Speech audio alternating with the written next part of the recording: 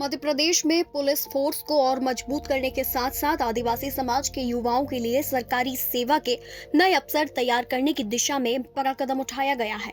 मुख्यमंत्री डॉक्टर मोहन यादव ने भोपाल के रविंद्र भवन में आयोजित पुलिस भर्ती और पदोन्नति समारोह में पुलिस विभाग को लेकर कई महत्वपूर्ण घोषणाएं की हैं। सबसे बड़ी घोषणा खंडवा जिले में नई पुलिस बटालियन बनाने की है। इसके साथ ही राज्य औद्योगिक सुरक्षा बल यानी SISF की 3 नई बटालियन भी बनाई जाएंगी।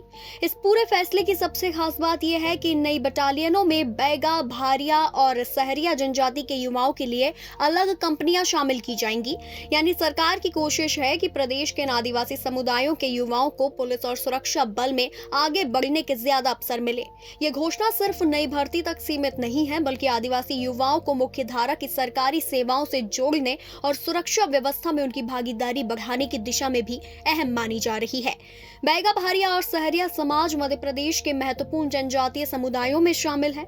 इन समुदायों के बड़ी संख्या में युवा सरकारी नौकरी और पुलिस सेवा में जाने की तैयारी करते हैं।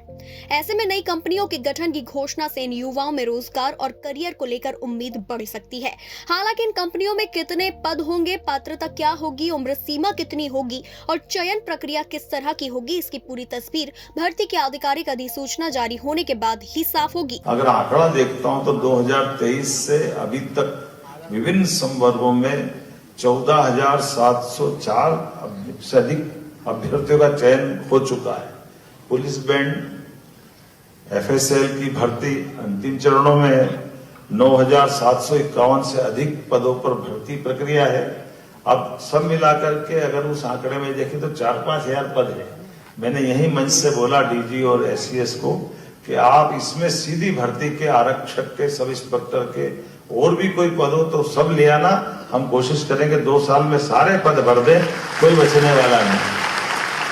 हमने बीते समय घोषणा की थी कि खंडवा में एक बटालियन बनेगी, तो जरूर बनना चाहिए। खंडवा में बटालियन बनना चाहिए, ये हमने घोषणा भी की है।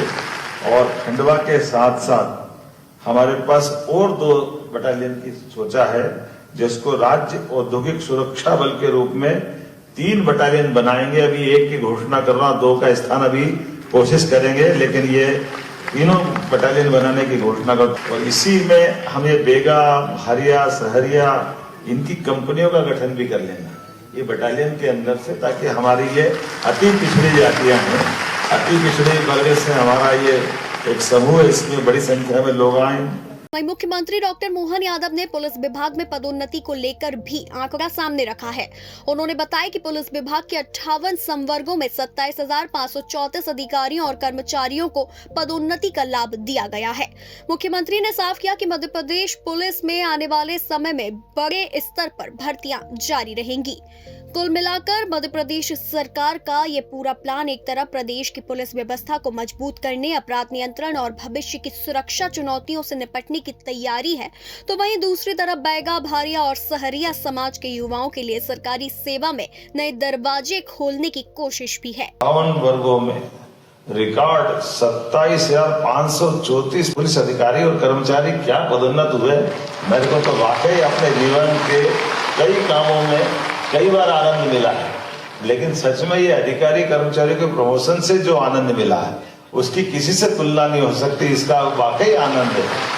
ये गर्व है हमारी पुलिस के सभी अधिकारियों ने, जब जो मौका मिला, जो काम दिया, बहुत अच्छे से करके दिखाया। मुझे इस बात की प्रसन्नता है। एक तरफ डाकुओं का खात्मा किया और नक्सलवादियों का हम समझते थे असंभव है, उस असंभव को संभव करके दिखाया देश के अंदर। किसी राज्य ने, तो वो मध्य प्रदेश है जिसने सबसे पहले उस असंभव को संभव करके दिखाया।